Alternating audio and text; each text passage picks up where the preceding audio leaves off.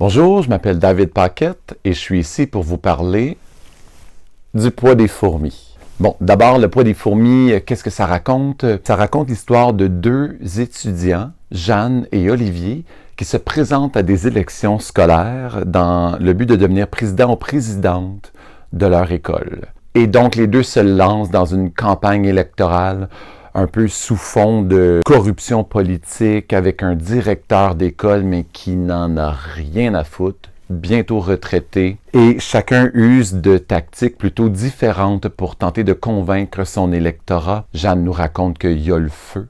Il faut agir maintenant. Et Olivier, lui, nous raconte qu'il ne faut pas oublier que la vie, c'est aussi beau.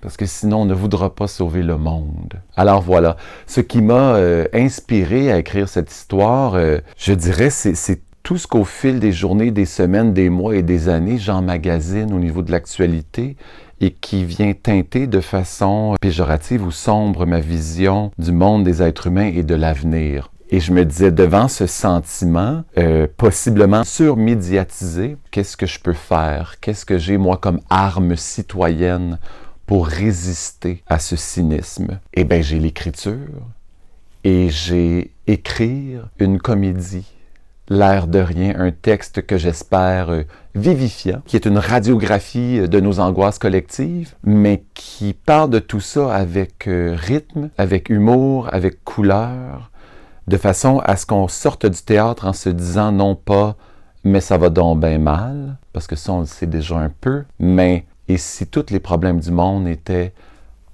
en réalité un menu et qu'on devait chacun et chacune se prendre un plat de résistance et dire « Hey, j'ai du pouvoir, l'air de rien ».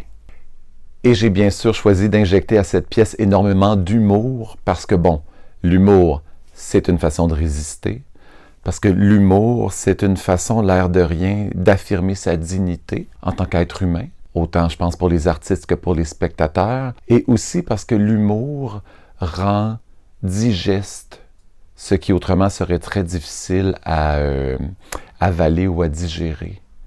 Alors je me disais, oui, on va s'attaquer au cynisme ambiant, mais la pièce ne va pas y contribuer.